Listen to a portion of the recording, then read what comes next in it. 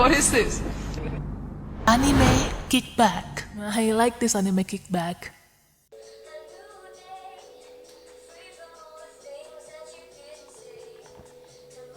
Yeah. It's about to be crazy tonight, man. I ain't even gonna hold you, yo. What up, man?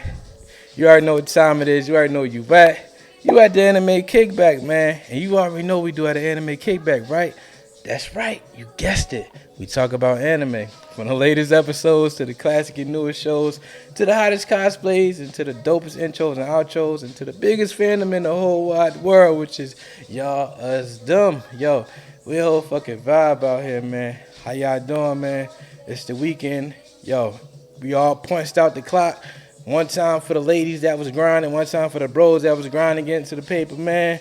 Now we get to relax for a little bit, man. And what better place to be than here? You know what I'm saying? So, yo, before we get into it, do me a big favor and hit that subscribe button, man. And when I drop the video, go and hit the likes, go in the comments and say something, yo. We almost at 500 subscribers, man. And, yo, I must say, I'm enjoying the journey, man. We're putting in that work, man. So, yo, one time for y'all, keep on supporting. Keep on doing what y'all do, man. That shit is motivating me to do what I do. And, you know what I'm saying? We're going to go to the top, yo. But let's get into it, man. You rocking with the Fabulous Fantastic tonight, man. We about to make magic happen.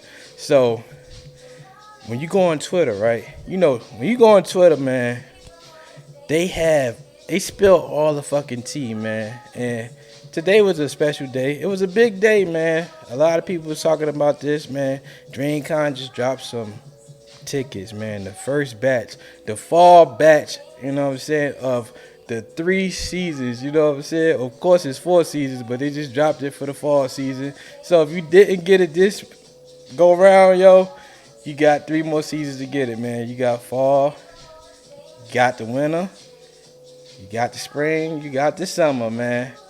But a lot of people's been talking shit about the increases of prices, man. And honestly, I kind of see where they going. But, yo, at the end of the day, man, like the last year's tickets was like $75. And this year was $100. So they had 20,000 people at this venue. Now, of course, a lot of people's complaining about the things that they could have done better. And I'm pretty sure they're going to do that better next year. So we're going to find out, man. But, yo, one time for the people that got those tickets. But like I said, you got 3 more times to get those tickets. But people was complaining about that price, man. Yo, what Fat Joe said, yesterday's price isn't today's price, man. If you went to DreamCon, like, I seen it with my own 2 eyes. Like, we was in Texas, and, like, the natives didn't even know what the fuck was going on, yo. They was like, you know, it's so many people at this particular time and date. Like, what's going on? Is it an event going on? We like, yo, it's DreamCon. It's an anime convention going on. They're like, what? Why nobody didn't tell me? Because if they would have known, I'm pretty sure they would have went. It was mad anime fans that lived in Texas, and they have no clue that this convention was going on, man. So, like, with that being said, I believe, like, the people that they doing the venue with, they seen them numbers, man. And, of course, from what I seen, I think they're going to do, like, some renovations to the place. So, of course, that costs money. And, of course, they're going to charge them extra dollars, man. So, I'm pretty sure that's why the price went up, yo. And, you know, people going to complain, man. But at the end of the day, yo, you got time to get those tickets. Like, the next convention is in fucking July. Like, yo, if you sitting still and not doing nothing, like, I see why you complaining. But if you outside trying to get it, you know, trying to run a bag up, like, that shit really ain't no problem. Like, I was mad as hell that I didn't get the VIP at the last DreamCon convention, man. Because when I went to that party Thursday, yo, I seen all the who's. They was out having a good time in the VIP, and I was like, fuck, I should have got that damn VIP. But guess what? Next year, I'm going to be in that fucking VIP, yo. It's only right, man. We working hard, yo. We putting in this work, man, and it's only right that you enjoy the fruits of your labor. Just for 3 days, like, you know, people complaining about that $100, yo. At the end of the day, that shit is only like $33. a day. You know what I'm saying? $30 and some change, man. So I mean, then they were saying they did away with the panels. I'm pretty sure they're gonna change that. Who knows? All we could do is sit and wait, man. But I mean, if you want to go, go. If you don't want to go and you got the ticket, just sell a ticket. It's a win-win situation, man. But I guarantee you, them people seeing how much money them guys that ran the DreamCon convention, see how much they made, and they was like, yo, we need to get some paper too. Remember, that was the first time. When you do anything the first time, man, they gonna cut you some slack because they really don't know who you is. But yo, the power of social media is crazy, man. They seen them people and they seen that paper. They was like, yep, we gotta charge them some more, man. So yo, are you going? That's the big question. Are you still going? I'm more than likely I'm going. So if you see me in the building, you know what I mean? Like, yo, we got a whole year to prepare for this shit. So don't even trip about it. Of course, time go by fast, but if you on your ones and twos, man, yo, you gonna be ready. Money not gonna be an issue. So focus up, get your bag up, yo, and do what you gotta do, man. Make the connections you need to connect with, you know what I mean? And just go from there. Put in the comments, man, how y'all feel about the increase of tickets, man. Like I said, yesterday's price isn't today's price. Well, I didn't say it, but Fat Joe said it. You know what I mean? But put that shit in the comments, man, because I really want to know how y'all feel about this. And, you know, is it going to stop people from supporting what they got going on because they may feel like it's a money grab? Or are they just going to be like, you know what, I'm still having a good time, so I'm still going to support. At the end of the day, Austin, Texas was lit. Like, outside of the con, like, it's so many things you can do outside of that convention, man. You just gotta have your own motion, man, and just enjoy what's going on. Like, it was a fight going on, it was convention going on, it was parties going on, like, you was networking with different types of people. Like, yo, I didn't even have a vendor, yo, and I still was selling merch. Like, I was telling them, like, yo, go to the Shopify account, man. Go copy some merch. I had the hoodie on. They was fucking with the hoodie. So you still can network. You still can get your shit off. Like, figure it out. Yo, we are creators. So, you know what I'm saying? Just do what you got to do to create, to figure out your pocket, how you want to move. And, you know, this shit is going to be legendary. It's going to be a success, man. But put the shit in the comments, though. So, man, I was talking about this with somebody this weekend, and we was talking about Attack on Titans. You know, they about to drop their last episode, and the shit is going to be 90 minutes long. And I was thinking, like, yo, once they drop this episode, more than likely it's a movie, but once they drop this shit, will Attack on Titans be considered the best anime of all times? Like, of course, you got your One Piece fans, you got your Naruto fans, but like your adolescent's eyes is different than your adult eyes. You know what I'm saying? So, what you seen as a kid is totally different than what you see as an adult. So, you can actually make sense of things as an adult and comprehend the meaning of the writing and dive deep into what they're actually trying to tell us, as opposed to just when you're younger and watching the anime, you're just looking at the animation and how they move on the show and how they kill people, how they fight, you know, and that's how you gauge it off that. So, what's the question? Do you gauge that shit from the writing or to the animation? Like, Attack on Titans, that shit is in a league of its own. Like, are you going to put that on the top, you know, Mount Rushmore of the best animes of all time? Because, yo, like I said, watching that shit with my adult eyes, I'm like, yo, this writing is fucking crazy. And it's one thing to have good writing, but when you got the anime to match that shit, yo, hit is a hit after fucking hit, man. So, honestly, there's some animes that's not even one season that has the potential to be the best anime of all time. But I want to know how y'all feel about this, man. Of course, they've been dragging Attack on Titans, and I mean it's only right, yo, because they want to do it right. For the people that seen the manga, they know what happened, and they may change it. Who knows, man? So they might throw us a curveball. I mean, I seen it, so they might. We all might be blindsided of what's gonna happen, in the final minutes of the last episode. So, what y'all think, man? Y'all think Attack on Titans has the best possibility to be one of the top animes of all time? Like, put in the comments, yo. Oh, my fucking voice is cracking and everything. That shit is crazy.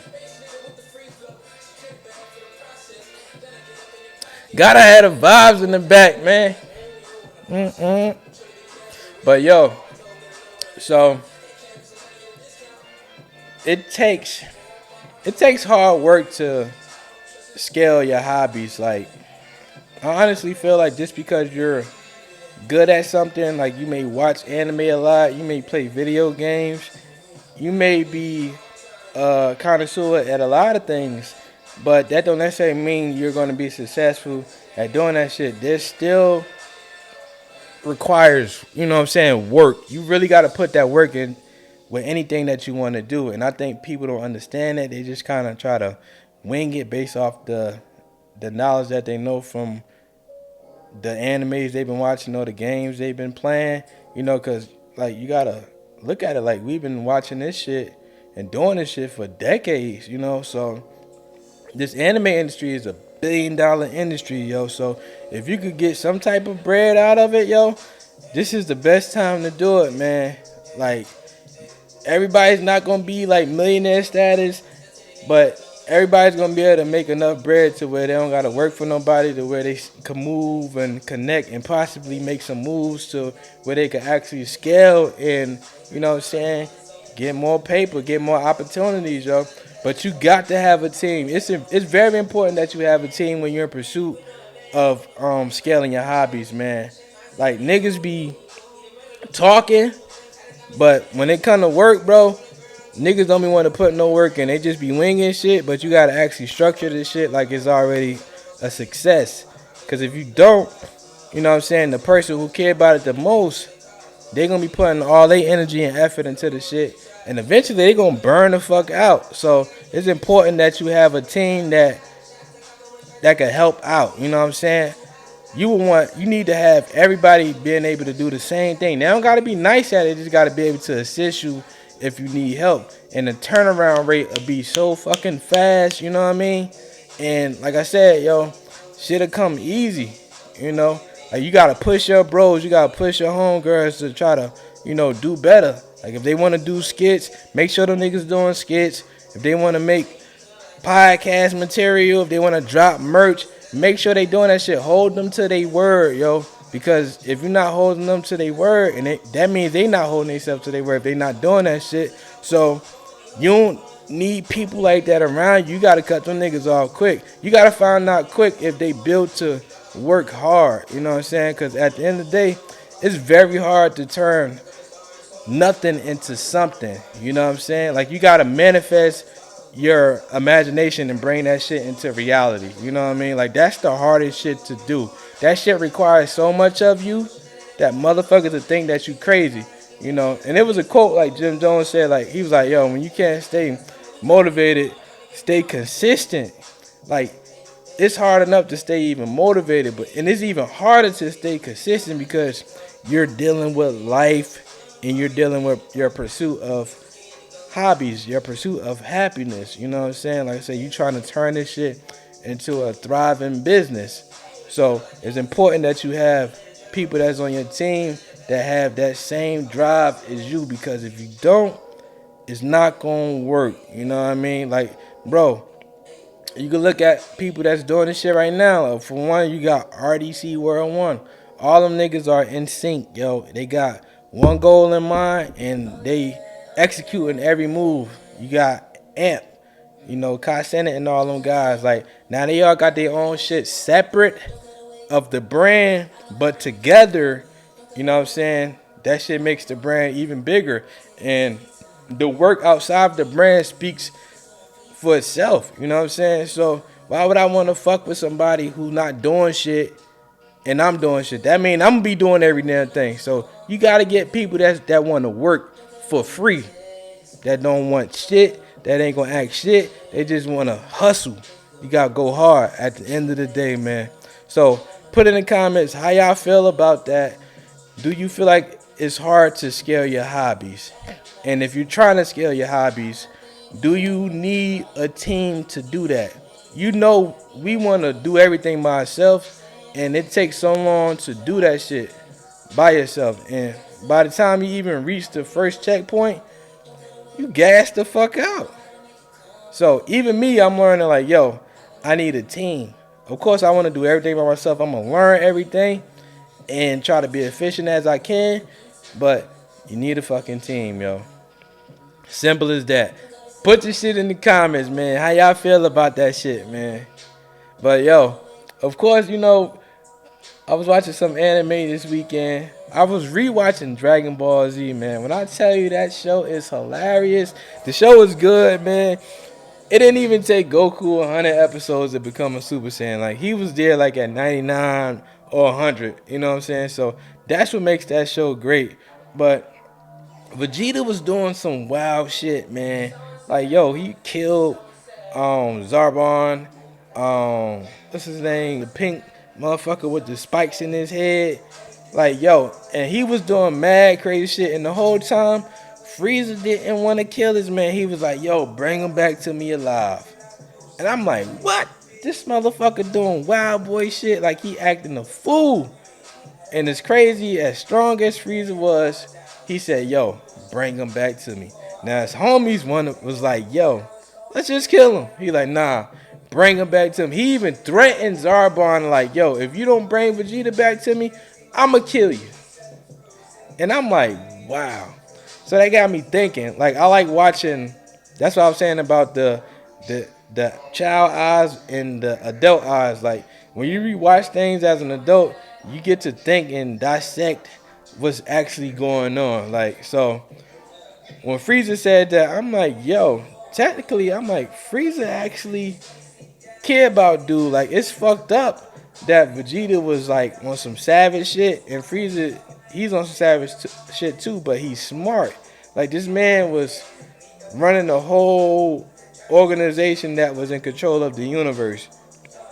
You know, so the fact that he did what he did to the Saiyans, but kept Vegeta, Nappa, and Raditz, like, technically he raised them, you know, because Vegeta was a kid when Frieza blew up Planet Vegeta. So I don't know how old Frieza is, but Frieza, like, raised this man, you know, so there has to be some type of sentimental attachment there, you know, that Frieza has for Vegeta. You know, even though he killed him in the end, he was like, it was just certain shit he was saying, like, yo, it pains me to see you like this, Vegeta. You know, he's like, yo, we could have been perfect together. We could have took over the universe. But, of course, Vegeta had his own motives, you know.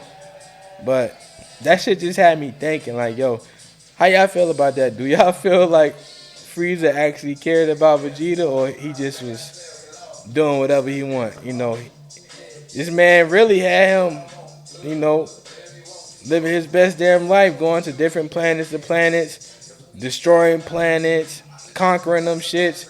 Hell, even in the Buu Saga, Vegeta was like, yo, I wanted to go back to the way I was. I was cold-hearted. I was a warrior. Like, Frieza was a product of Vegeta's greatness. You know what I mean? So, how y'all feel about that, man? But, yo, before I let y'all get out of here, man, I want to give a big birthday shout-out to the one and only M's the Goddess, yo. Happy birthday to you, man. I hope you enjoy your day. I would sing the Stevie Wonder version of the Happy Birthday song, but I don't even know if you know that shit. I'm pretty sure you know it, though. But happy birthday, you know what I'm saying? Enjoy your day, man. You already know the vibes, man. You be safe, too, yo. Get lit, turn up, do what you do, yo. It's your day. But, yo, man, it was dope rocking with y'all. Had a good time, man. Like I said, subscribe to the channel, y'all. You already know, man. I hope you enjoyed the show. We out, man. Y'all be easy. Sweet.